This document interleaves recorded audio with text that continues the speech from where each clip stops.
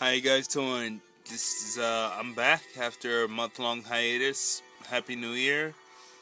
And I'm mainly just doing this to celebrate the collaboration between Koei Tecmo and Omega Force to create the new Hokuto no Ken game that's coming out in March 25th, 2010.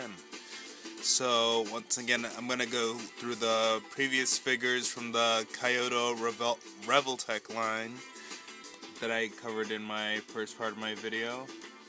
This is the white-haired variation of Rei. This is Uyghur, the prison ward of Cassandra.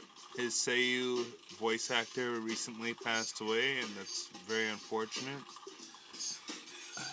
Here's Final Fight Kenshiro when he was battling with Giraux in the final fight of the anime and the manga, shirtless, or you could recreate it if you wanted to do battle scenes, if you want. And this is a new edition that I collected recently. This is Falco. He's from the second story arc of Hokuto no Ken, Hokuto no Ken 2. He starts off as a rival for Kenshiro, and then later they become allies. And he is extremely powerful, and as you can see, he has a LED light arm gimmick that you could switch. If you could just see it right there, just to demonstrate his power, and that's the authenticity to the actual anime and manga. And over here, even though he's quite generic, he's a favorite of mine. He's the Nameless Shura. The reason why he's called Nameless Shura is because Shura is a battleland where Rao originated from, and Shura is full of really tough bastards, and he hasn't earned the title of Shura. So God knows only how many more people he has to kill to earn the title of Shura. And he comes with this mask, his baton / stilts. And what I really find interesting about this figure that Kaiyodo and Revoltech did is that they did it so that you could have one of the generic bald Shuras, just like they did with the Z. So for the second story arc, if you're a big fan of that, you could just switch the face, and then there it is.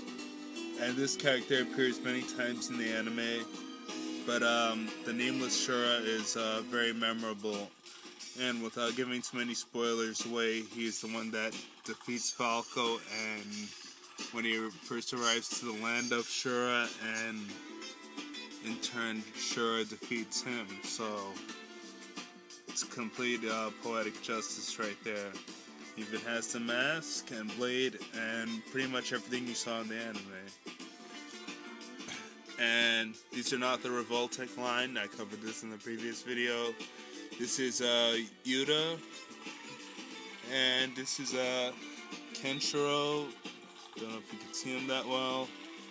Once again, based on his incarnation from Hokuto no Ken 2. And then another new addition that I recently acquired is Juza. He's a fan favorite of mine and a fan favorite of many people.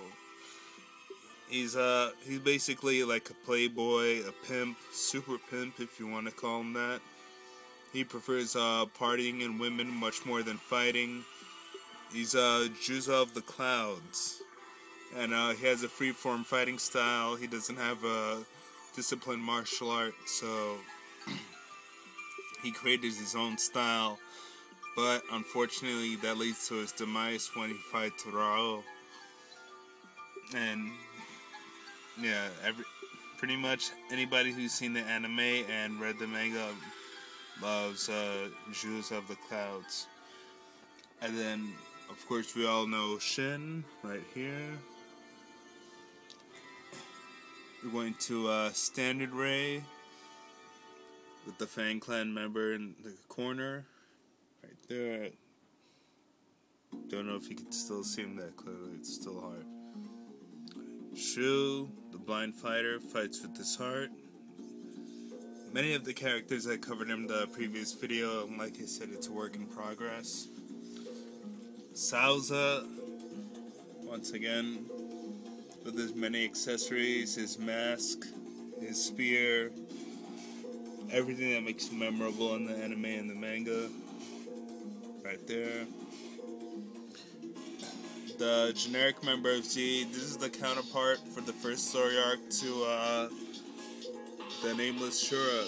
So if you wanted to recreate some battle scenes, you could get, if you have the money and the means to do so, or if you own a toy shop, comic book shop, you could get 4 or 5 Nameless Shura figures, about 4 or 5 Zed figures, have them exploding and fighting for, and you could set up your own Hokuto no Ken or Hokuto no Ken 2 diorama.